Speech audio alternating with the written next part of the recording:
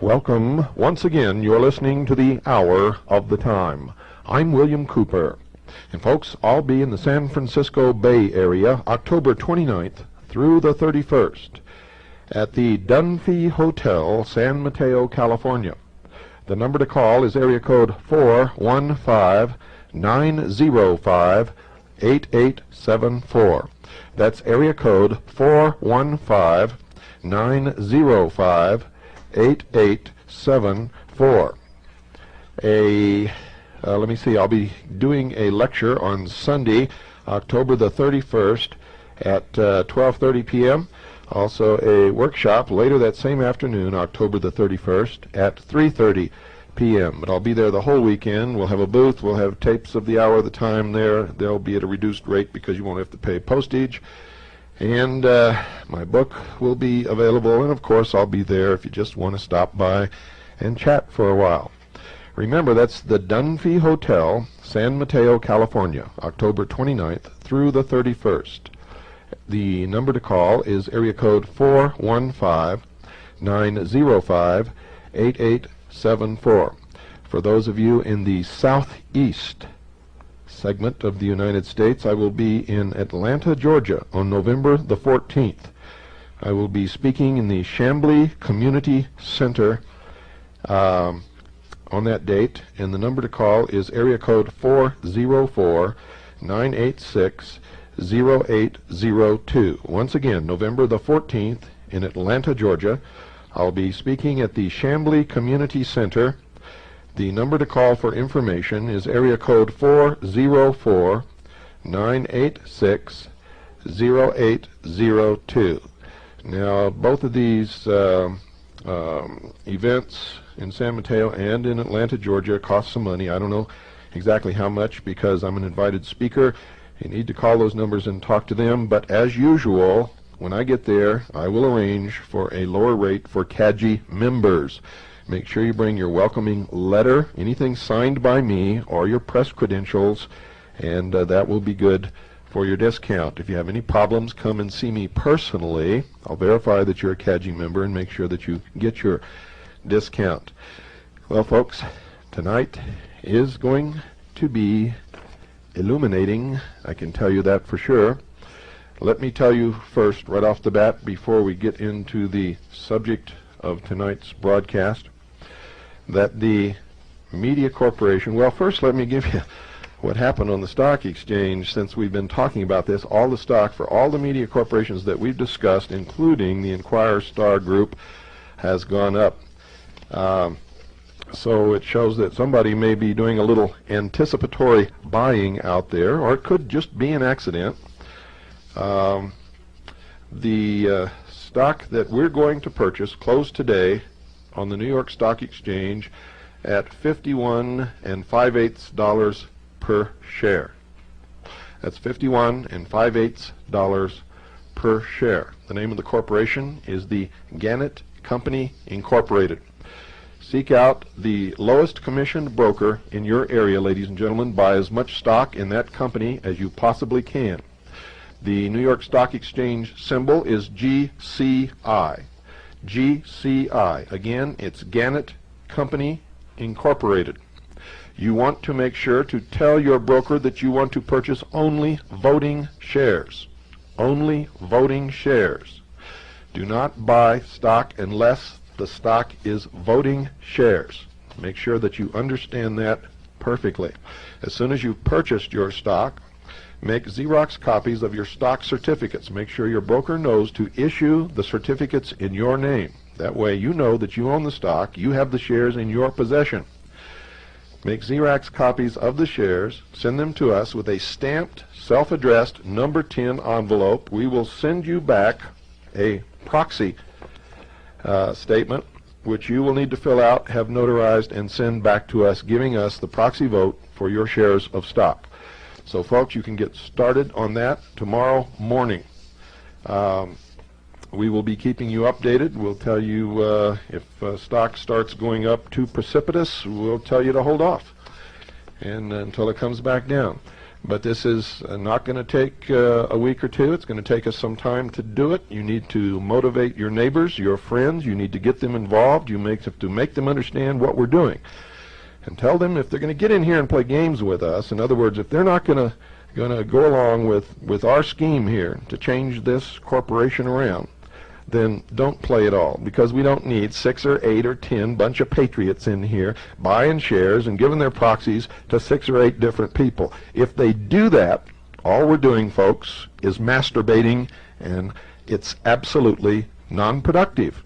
Maybe a lot of fun. Everybody can say, oh, I'm really participating, but it's not going to amount to anything, ladies and gentlemen. So make sure you understand that. Either participate and go along with what we intend to do so that we'll have the power of a large block of voting stock owned by citizens of this country who are sick and tired of what the news media has been doing to us, and can turn this corporation around and make it work in our best interest, or get the hell out of town and don't interfere with what we're doing. Please. Okay, folks, make sure that you're in a chair, you're comfortable, you got your mind open, you got a pad of paper and a pencil by your side, because we're going to spread some light in some dark corners. Visitors to New York City who venture in to the large building known as the United Nations are amazed to find that there is a meditation room. The meditation room, ladies and gentlemen, is 30 feet long, 18 feet wide at the entrance, which faces north-northeast, and 9 feet wide at the other end. It is, therefore, wedge-shaped. Its only entrance is through 2 tinted glass-paned doors, outside of which stands a United Nations guard. Inside the room is another guard. Once through the doors, the visitor finds himself in a darkened corridor which leads to the left. The sharp transition from a world of light to one of extreme darkness forces a feeling of abrupt withdrawal from the outside world upon the senses of the visitor, who walks along the corridor, reaches the inner arched entrance, turns right, and then looks into the room. The room is very dimly lit. The only source of light at first glance is that which is reflected squarely from the gleaming upper surface of the brooding, somber altar in the center of the room. A special lens recessed in the ceiling focuses a beam of light on the altar from a point above and just beyond its far edge. Thin lines of bluish light lap the edges of the shadow cast by the altar. The acoustical properties of the room are unique. The edges of padding material behind the paneling on the walls can be detected at the ceiling level. This absorbs sound, as does the Swedish woven blue rug which covers the floor of the corridor and the back of the room. The room is as quiet as an underground tomb. Its floor is paved with blue-gray slate slabs laid in a haphazard pattern. At the edge of the rug are 2 very low railings extending out from the east and west walls of the room. The center space between the railings is some 6 feet in width. To the right of the inner entrance are 10 low wicker benches arranged in 2 rows of 3 and 1 back row of 4 against the corridor wall. Attempts by visitors to pass the railings are discouraged by the guard. The mural is a fresco which was painted originally on wet plaster, 1 section at a time, by the artist with the aid of an expert in this work brought from Europe. It is set into a steel-framed narrow panel projected from the wall, behind which is an enclosed area some 6 inches deep which has its own light source. A small square projector set close against the front base of the altar throws a diffused beam of light from a recessed aperture upon the surface of the mural. There are also 10 hidden lights, 5 on each side of the room, behind the upper edges of a thin suspended ceiling which extends out over the room from the top of the mural. The 18-inch space between the two ceilings contains the light control apparatuses. The lower ceiling is wedge-shaped and separated from 3 walls of the inner room by a foot-wide space. Thus the room appears to be much longer than it really is, because of the many converging lines leading into the narrow end, the corners of which are rounded off on either side of the mural. The altar is 4 feet high and rests on 2 narrow cross pieces. It is a dark gray block of crystalline iron ore from a Swedish mine and weighs 6 1/2 tons. The Swedish government presented this block of ore, the largest of its kind ever mined, to the United Nations in early 1957. The chunk rests on a concrete pillar that goes straight down to bedrock. The area and passageway beneath the room are closed to the public. The chunk of ore has been described as a lodestone or magnetite, which is strongly magnetic and which possesses polarity. In northern Sweden are what may be the largest magnetite deposits in the world, believed to have been formed by segregation in the magma. Magma is the term for molten material held in solution under the pressure of the Earth's crust. The fresco mural was described in the United Nations Review of January 1958 as having been designed, quote, to conform with the purity of line and color sought for what Secretary General Dag Hammarskjöld has called a room of stillness, unquote. It was painted predominantly in shades of grays and blues, but includes yellow and white patterns and a black half sphere. Light, pure colors intersect to form deeper shades. The New York Times described the fresco as being 8 feet 8 inches in height and 6 feet 8 inches in width, more brightly illuminated at the top than at the bottom. Bo Beskow, an old friend of Dag Hammarskjöld, painted the mural. Quote, Dag had me start sketches on this last summer, unquote, he said. Quote, he wanted me to do the actual work right here in the room, so I have been here since October 6th, 1957, unquote. The mural was seen for the first time, ladies and gentlemen, on November the 11th, 1957. During the period of the remodeling, the guards were on hand during the day to keep out the curious, and at night the room was locked up with a chain and padlock. The artist said of his work, quote, it has no title, and you can make what you wish of it, unquote. He explained that the geometric patterns in the mural repeated the proportions of the room, and those of the focal point of the room, the piece of iron ore. He also said that he intended to give a feeling of space with the picture. The United Nations Review story stated that, quote, he sought to open up the room so that the eye can travel in the distance when it strikes the wall. To give a slight upward movement, he said he designed winding circles in a spiraling diagonal line which might be compared to a vibrating musical chord. As a resting spot for the viewer's eyes, he provided one spot of black amid the light colors, a half circle at which all lines of the fresco and the room converge. In the New Yorker story cited earlier, Beskow was quoted as saying, quote, my fresco contained no intentional symbols, though I've heard people say that the black and pale blue circle in the upper middle section of the panel stands for the cosmos. All that I seriously sought to do was to open up the wall in order to let the eye travel farther, and to open up the mind, provoking meditation, but not directing it, unquote. The mystic P.D. Ouspensky has written that in, quote, real art nothing is accidental, it is mathematics. Everything in it can be calculated. Everything can be known beforehand. The artist knows and understands what he wants to convey, and his work cannot produce one impression on one man and another impression on another, presuming, of course, they are people on one level. At the same time, the same work of art will produce different impressions on people of different levels, and people from lower levels will never receive from it what people of higher levels receive. This is real objective art.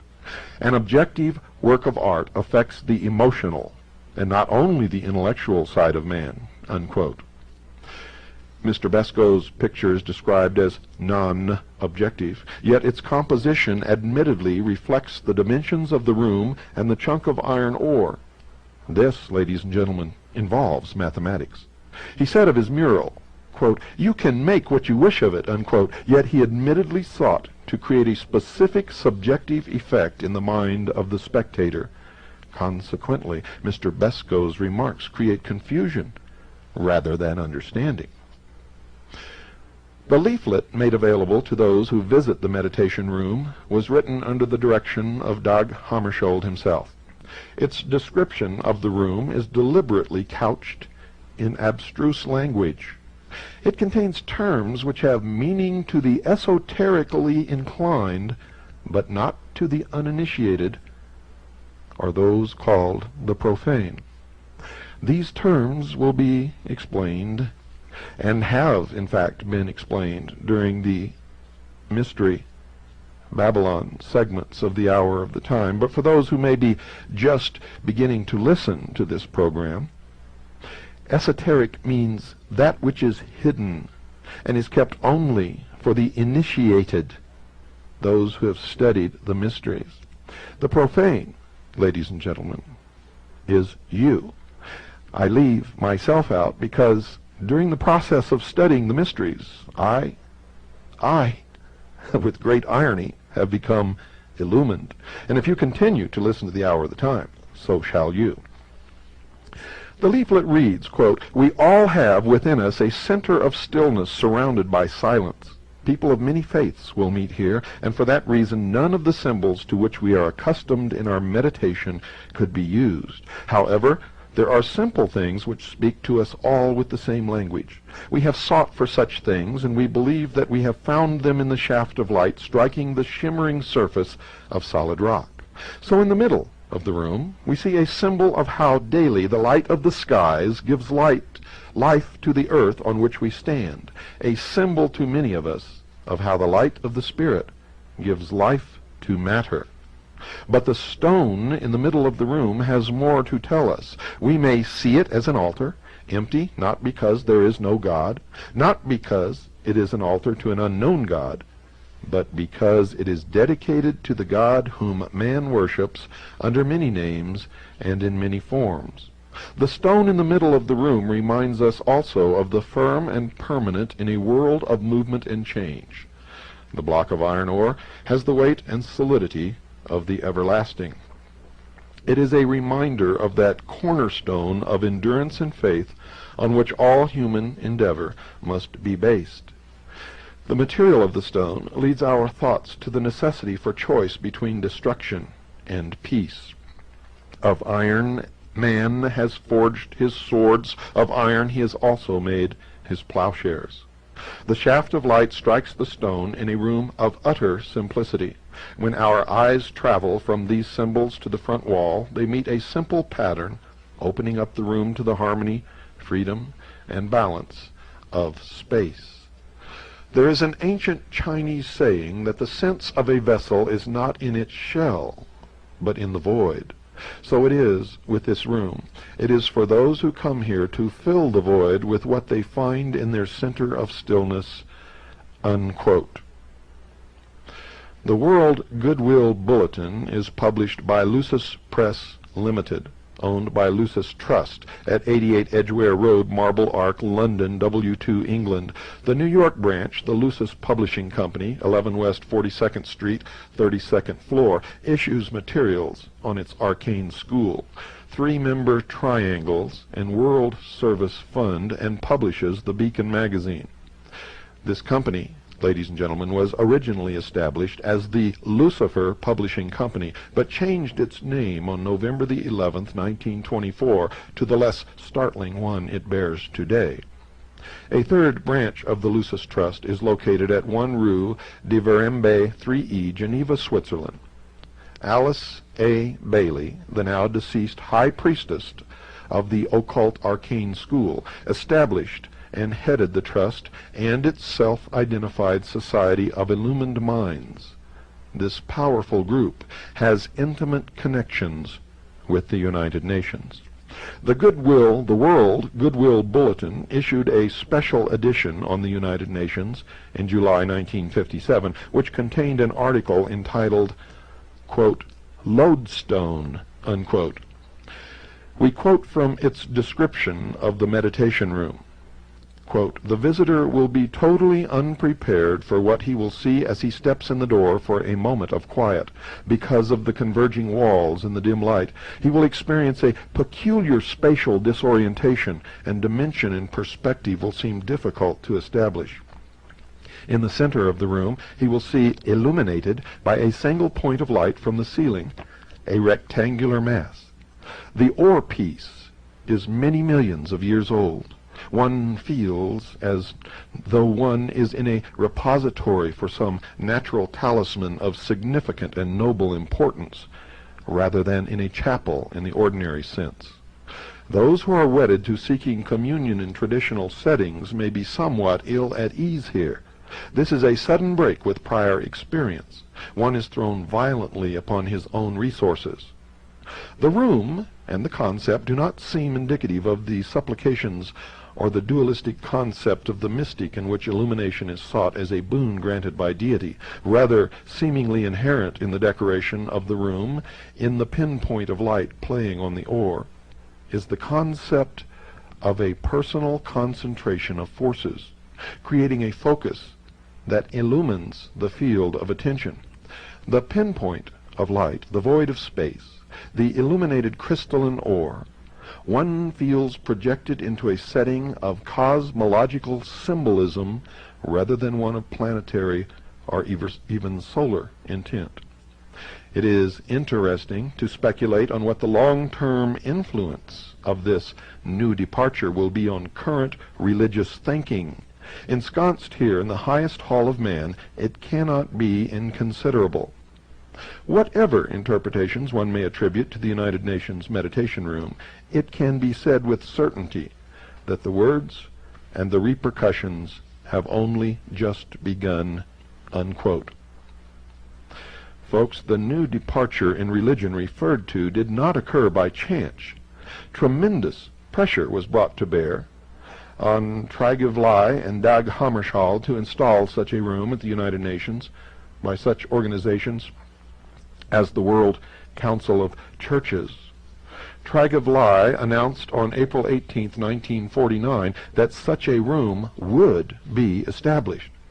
The Fifth General Assembly opened with 1 minute of silence as a religious observance. Shortly thereafter, a temporary meditation room was provided at Lake Success, New York. On February 9, 1951, a meditation room was opened for 1 day at the United Nations Secretariat building. Then on October 14, 1952, the opening day of the Seventh General Assembly, a permanent meditation room was made available to the public. Since then, each assembly has opened with 1 minute of silence.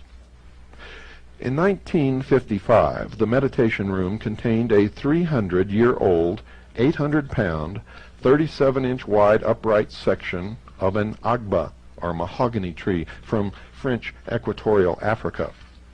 It was the idea of Wallace Harrison, director of the International Board of Architects, which planned the United Nations, co-architect and director of Rockefeller Center, and member of the board of directors of the Socialist New School of Social Research in New York City. See Who's Who in America for 1959 for reference. The room contained a philodendron plant on the altar to symbolize some unknown person killed in a war, an olive green rug, 25 russet-colored chairs, and a blue and white United Nations banner set in front of a ceiling-to-floor white drape. On February 16, 1953, a group known as the Friends of the Meditation Room, numbering 1,500 members, presented through its officers a set of guest books to the United Nations, wherein visitors to the room could inscribe their names, addresses, and religious affiliations. Since then, many, many millions have been estimated by the United Nations to have entered the room. Of these visitors, millions have signed these books, each containing 7,000 names. What purpose, ladies and gentlemen, is served by the accumulation of these thousands of names of individuals with their religious affiliations who visit the room and who by the act of signing their names indicate that they do not object to the existence of this pagan temple? The Friends are a product of the non-sectarian layman's movement for a Christian world, incorporated, the international headquarters of which is located at Wainwright House, Milton Point, Rye, New York. Warren R. Austin, a past permanent United States delegate to the United Nations, headed a Friends committee which presented $12,600 to Dag Hammarskjöld on April 24, 1957, as first payment on $25,000 needed to remodel and enlarge the room. The movement has issued United Nations meditation room identification cards to 300 men and women who go periodically to this room for prayer. It once issued prayer cards to visitors containing prayers from the, quote, world's great living religions, unquote, namely Hinduism, Buddhism, Judaism, Islamism, Sikhism, Christianity, and St. Francis of Assisi. I was not aware that St. Francis of Assisi was one of the world's great religions. Were you? The Friends held vigils of prayer in the room in 1953 and 1954. Back in 1946, the movement had sent Dr. Frank Laubach, Union Theological Seminary graduate and author of, quote, Letters of a Modern Mystic, unquote, to the Paris Peace Conference to lobby for the establishment of the meditation room. Speakers for the movement's meetings have included Norman Cousins, Ralph Bunche, and Frank P. Graham of the United Nations, and William Ernest Hocking and Curtly F. Mather of Harvard, all of whom have Communist Front records. See the May, June, and July-August 1959 and July-August 1962 issues of the Layman's Movement Review. The movement has included among its members Dwight David Eisenhower. The most important friend of the movement from its inception, however, has been John D. Rockefeller, Jr., a Methodist missionary. Wayman C. Huckabee secured and received grants from John D. Rockefeller, Jr.'s Davison Fund and from his New York City Riverside Church funds for 5 consecutive years, 1937 through 1941, for a health center in Hiroshima, Japan. Huckabee then became the secretary of the movement in New York in 1941 and secured 2 grants a year for the organization from the Davison Fund until it was liquidated. It is not coincidence, ladies and gentlemen, that the funds John D. Rockefeller Jr.'s Davidson Fund and from his New York City Riverside Church funds for the years 1937 to 1941 were for the health center in Hiroshima, Japan, a city which we ultimately dropped an atomic weapon. Rockefeller, ladies and gentlemen, continued his yearly grants without fail from his own personal funds. During the 22 years Huckabee remained with the movement, $1 million was raised for its work. When the movement first sought to secure Wainwright House for its headquarters in 1951, John D. Rockefeller, Jr. gave $5,000 of the $25,000 needed. Since 1951, 10,000 individuals have signed the guest book of Wainwright House. 5,000 have attended its public meetings. Its members have been addressed by the President of the National Council of Churches. Its conference rooms have been used by the Episcopal, Presbyterian, Methodist, Baptist, Congregationalist, and Quaker churches. When the Friends of the Meditation Room agreed to raise $15,000 to pay for the redecoration of the room, John D. Rockefeller, Jr. gave $5,000 of the amount sought. Dag Hammarskjöld personally raised another $10,000 from the Marshall Field family for the cost of the fresco in the room. The United Steelworkers, AFL-CIO, gave $500. The movement was formed, ladies and gentlemen, in 1940. The man who started it was Dr. Arthur Compton, the scientist who first brought the identified communist and accused agent espionage Professor J. Robert Oppenheimer into the Atomic Energy Project in 1942. Wainwright House has its own meditation room on its second floor. The room contains the Agba wood altar first used in the UN meditation room and the cherry wood chairs and drapes from that room presented to the Friends by the United Nations in 1957. The house also contains a large library centered around the Thomas Sugrue Memorial Library, a $1,600 collection of books on religion and occultism, where one may read up on spiritualism, Zen, Taoism, yoga, Judaism, etc. Every book in the library has a bookplate therein designed by the artist Fritz Eichenberg. His bookplate depicts the ancient cross in the shape of a T surrounded by a serpent symbolizing wisdom and healing and forming the letter S. The T and S, Thomas Sugrue's initials, are crowned by the lotus, Vedantic representation of all being.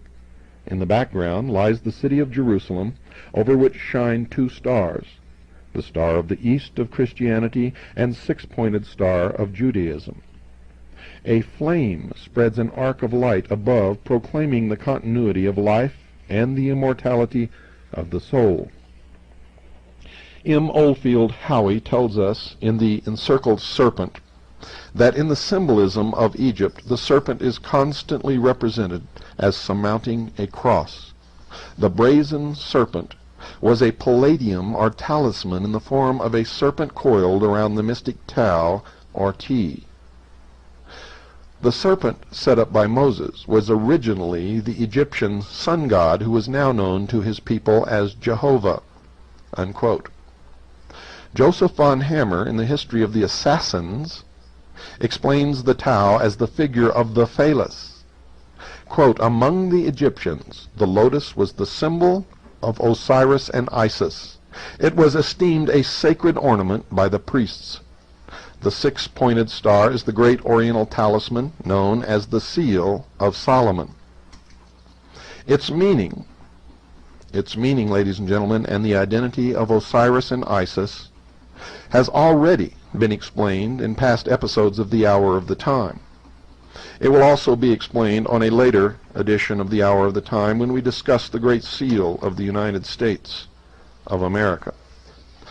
The arc of light on the bookplate is the Ein Sof from the Kabbalistic writings, or mystical theosophy, which teach that it created the world by virtue of 10 emanations from the Infinite One. The emanations, or Sephiroth, are arranged into a form called the Tree of Life, which in turn is vertically composed of 3 pillars. C.W. King, in his Gnostics, states that the 2 outer pillars figure largely amongst all the secret societies of modern times. And naturally so, for these Illuminati have borrowed without understanding it the phraseology of the Kabbalists. Dag Hammarskjöld calls the altar a reminder of that, quote, cornerstone on which all human endeavor must be based, unquote. The meditation room faces north-northeast. To enter the room, one must proceed from darkness to light. From darkness to light. With these facts in mind, note the Kabbalistic symbolism of the following description of the cornerstone by an authority. Quote, "In its situation, it lies between the north, the place of darkness, and the east, the place of light, and hence this position symbolizes progress from darkness to light, and from ignorance to knowledge. The permanence and durability of the cornerstone is intended to remind us that long after our death we have within ourselves a sure foundation of eternal life, a cornerstone of immortality and emanation, which pervades all nature and which therefore must survive the tomb," unquote. On a higher level of esoteric knowledge, the metal altar or stone can be likened to the ancient stone of foundation, which according to the same authority cited above was supposed, quote, to have been placed at one time within the foundations of the Temple of Solomon, and afterwards, during the building of the second temple, transported to the Holy of Holies.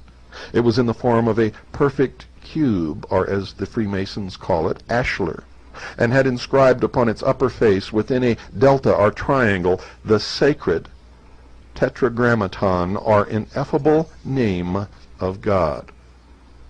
In a scurrilous book of the Middle Ages, The Life of Jesus, there was another account of the stone. Quote, at that time there was in the temple the ineffable name of God inscribed upon the stone of foundation, unquote. This scandalous book proceeded to state that our Savior, quote, cunningly obtained a knowledge of the tetragrammaton from the stone of foundation, and by its mystical influence was enabled to perform his miracles. There was a very general prevalence among the earliest nations of antiquity of the worship of stones as the representative of deity, and in England the Queen sits upon a throne under which is a stone. This happens in almost every ancient temple, and in every ancient temple there was a legend of a sacred or mystical stone. The mystical stone there has received the name of the, quote, stone of foundation, unquote. And the scribes who had come down from Jerusalem said, quote, he has Beelzebub, and by the prince of devils he casts out devils, unquote. Alfred Edward Waite, in his study of the Zohar, the Kabbalistic textbook of the 14th century, entitled The Secret Doctrine of Israel, wrote on page 62 of a, quote, mysterious stone called Shethia, unquote, which was cast by Jehovah into the abyss, so to form the basis of the world and give birth thereto. One might say otherwise, that it was like a cubical stone or altar, for its extremity was concealed in the depth, while its surface or summit rose above the chaos. It was the central point in the immensity of the world, the cornerstone, the tried stone, the sure foundation, but also that stone which the builders rejected, unquote. And where have we heard that before? Well, folks, nowhere else but in the teachings of Freemasonry. But what really, in the Christian meaning, is the cornerstone? Isaiah said, quote, therefore thus saith the Lord God, behold, I will lay a stone in the foundations of Sion, a tried stone, a cornerstone, a precious stone, founded in the foundation. He that believeth, let him not hasten, unquote. The cornerstone is Jesus Christ, quote, the stone which the builders rejected, unquote. One need go no further than the inner entrance of the meditation room to see concrete evidence of the godlessness of the United Nations. That word sticks in my throat, godlessness. The stone, the metal altar, in its stark setting in that room, is in itself a symbol of idolatry. Quote, stone worship was perhaps the earliest form of fetishism. Eusebius cites Porphyry as saying that the ancients represented the deity by a black stone, because his nature is obscure and inscrutable. The reader here will be reminded of the black stone, Hajar el-Aswad, placed in the southwest corner of the Kaaba at Mecca, which is worshipped by the ancient Arabians. The Druids, it is well known, had no other images of their gods but cubical, or sometimes columnar stones. To use the language of Dudley, the pillar, or stone, was adapted as a symbol of strength and firmness, a symbol also of the divine power, and by a ready inference a symbol or idol of the deity himself. The god Hermes, or Mercury, was represented without hands or feet, being a cubical stone, because the cubical figure betokened his solidity and stability, unquote. Hammarskjöld, in the speech quoted earlier, said, quote, in this case we wanted this massive altar to give the impression of something more than temporary. We had another idea. We thought we could bless by our thoughts the very material out of which arms are made. The description of the altar as a natural talisman by the World Goodwill Group also is significant. Talisman is a term which means a stone or other object engraven with figures or characters to which is attributed the occult powers of the planetary influences and celestial configurations under which it was made. Altars among the ancients were generally made of turf or stone, usually in a cubical form. Altars were erected long before temples. The shaft of light upon the altar in the meditation room casts a shadow to the north. The use of the north as a symbol of darkness, a portion of the old sun worship, of which we find so many relics in Gnosticism, in Hermetic philosophy, in Freemasonry, in the temples of all of the secret societies which exist in a membership in the shape of a pyramid, with a whole bunch of slathering idiots thirsting after the secrets which they will never know, and a few at the top who really understand that the only secret is how to control those on the bottom. The east was the place of the sun's daily birth, and hence highly revered. The north, the place of his annual death. Finally, it must be emphasized above all that the altar in the meditation room is unsanctified and unhallowed. It has no sacred meaning, can inspire no reverence, and is not inviolable. This altar cannot be used for sacrifice in any other than an unholy sense. Ladies and gentlemen, one clue to the mural's symbolism is given in Hammarskjöld's and Beskow's description of its purpose. It was to open up the wall, to give a feeling of space, of the void, in effect to extend the room further out into another dimension, as it were. The Friends leaflet, A Call to Prayer, states the theme of the mural is, quote, infinity, unquote. Now let us look at this mural squarely from the viewpoint of the esoterically inclined, the occultist, the adept, the initiate. There is an asymmetrical arrangement of the entire mural into what is called a magic square, which is a square arranged in an equal number of cells, in this case 9, 3 rows up and 3 rows down. The game tic-tac-toe is based on this type of square. The talismanic magic square has a series of numbers in the cells, the enumeration of all of whose columns, vertically, horizontally, and diagonally, will give the same sum. The following 9 digits, so arranged as to add up to 15 in any direction, were regarded as sacred because 15 is the numerical value of the Hebrew word for God, Yah, spelled J-A-H, which is one of the forms of the Tetragrammaton. And in the rows, going across from left to right in each row, the first row, the numbers are 4, 9, and 2. In the second row, the numbers are 3, 5, and 7. And in the third row, the numbers are 8, 1, and 6.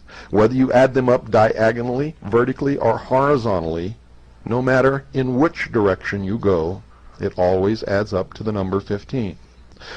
The predominantly dark blue rectangle, which occupies most of the middle tier of the mural, the upper side of which passes through the exact middle of the small bisected sphere, represents the altar. The yellow rectangle, set at an angle into the lower and middle tiers so that one corner touches the bottom of the mural, is a second representation of the altar. They indicate, ladies and gentlemen, duality. Remember the yin and the yang, positive, negative, male, female, the androgynous God, the yellow figure, light, the sun, the blue figure, earth, the altar. Both rectangular figures are overlaid in part by other patterns in other colors.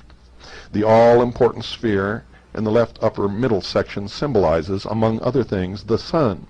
Sun worship was the oldest and by far the most prevalent of all the ancient religions. The sphere is bisected and quartered, the phenomena of nature that made the deepest religious impression on archaic man were the outstretched heavens above him and the outspread earth beneath, both of which he naturally divided into 4 quarters.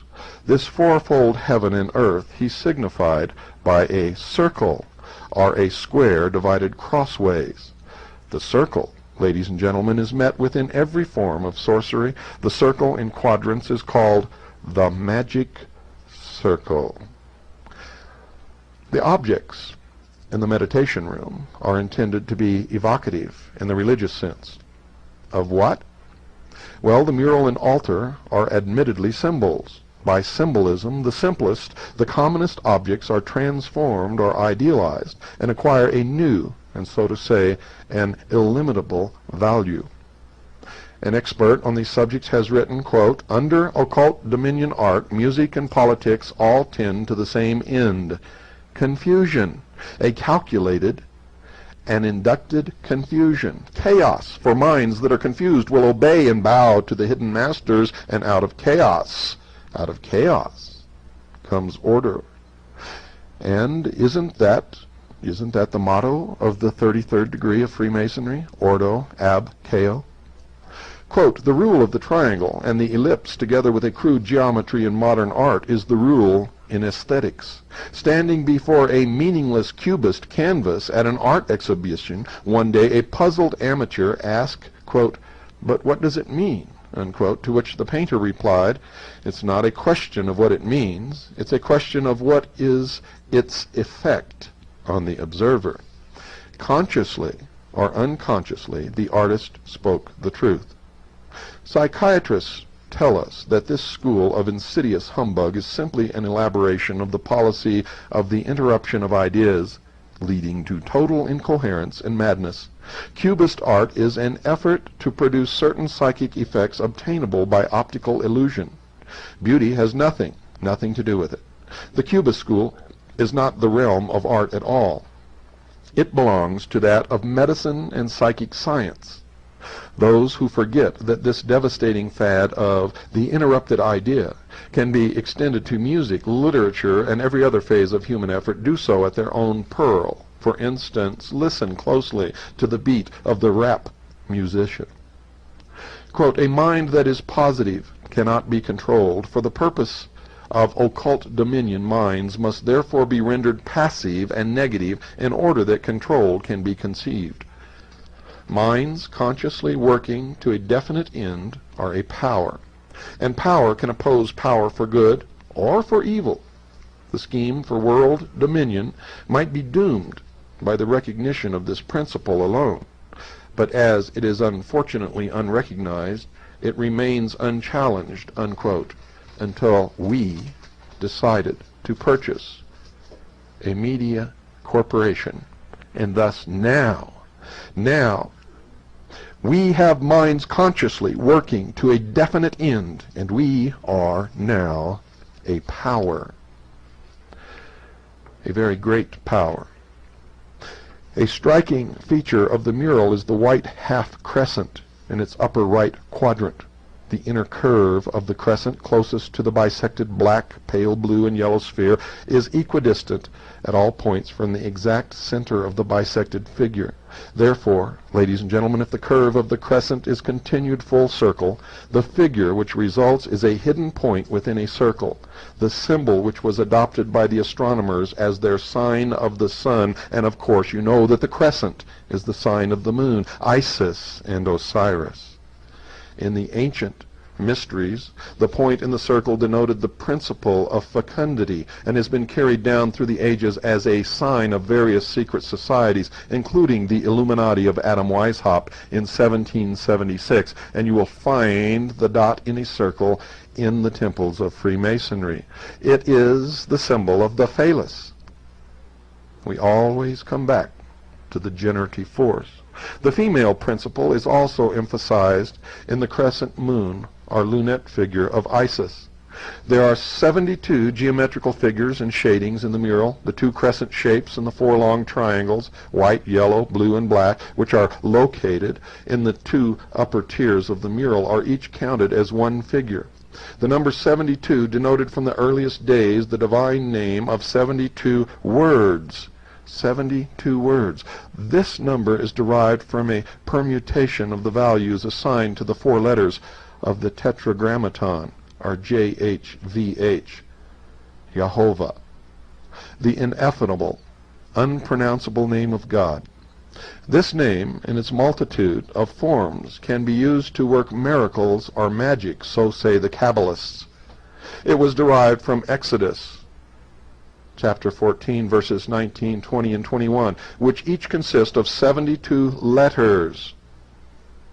Now, if these three verses be written at length, one above another, the first from right to left, the second from left to right, and the third from right to left, or as the Greeks would say, boustrophedon, they will give 72 columns of 3 letters each. Then each column will be a word of 3 letters, and as there are 72 columns, there will be 72 words of 3 letters, each of which will be the 72 names of the deity alluded to in the text. And these are called the Shem Ham Pharesh. 72 is also the number of the quinaries, or sets of 5 degrees in the 360 degrees of the zodiac. The number of triangles in the mural are difficult to count. There are 22 isosceles, equilateral, scalene, right-angled triangles. There are also 22 numbered letters in the ancient Hebrew alphabet with values of 1 to 400. The triangle is an ancient emblem of the deity. It is also a sign of the female element. However, if the apex of the triangle is pointed down, it becomes the male element. Thus, inverted, it may also represent Lucifer, particularly if it is black in color. The sphere figure, or the spiral figure, intertwined with the mural-length diagonal line, symbolizes the caducus of Hermes, or Mercury, which mythologically is represented as 2 serpents twined around the winged wand of Mercury. 9 arcs are formed by the intersections of the spiral line with the diagonal. The 9th Hebrew letter, Teth, with the value of 9, has the signification of serpent. The number of the beast of Revelation is 666, which Kabbalistically is 9, the number of generation. The twin serpents of the caducus are negative and positive, representing polarity, and twine around the spinal column. They are the kundalini, or sex force. In the encircled serpent, the chapter on the caducus contains references on page 72 to the ancient use of the symbol without wings as seen in the mural. The caducus is also the symbol of peace, the propaganda term associated with the United Nations. The serpents are male and female, the sun god and the moon god, and are symbols of generation, or the phallus. Buddha was symbolized by the serpent, and in mythology is identical with Mercury. The center sphere and the outer circles around it form the all-seeing eye. This bisected sphere overlays an isosceles triangle bounded on one side by the diagonal line. According to Manly Palmer Hall in his occult treatise on the secret destiny of America, the all-seeing eye is that of the great architect of the universe, whenever it appears as a symbol of God. His explanation is that which is generally accepted.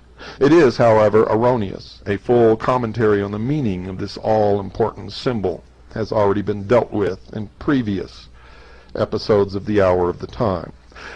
The mural, if viewed from the top or the roof overhead of the meditation room, is the truncated top of a pyramid. Behind the mural is a smaller pyramid, which is that which contains the eye, the all-seeing eye of Lucifer. Good night, and God bless each and every single one of you.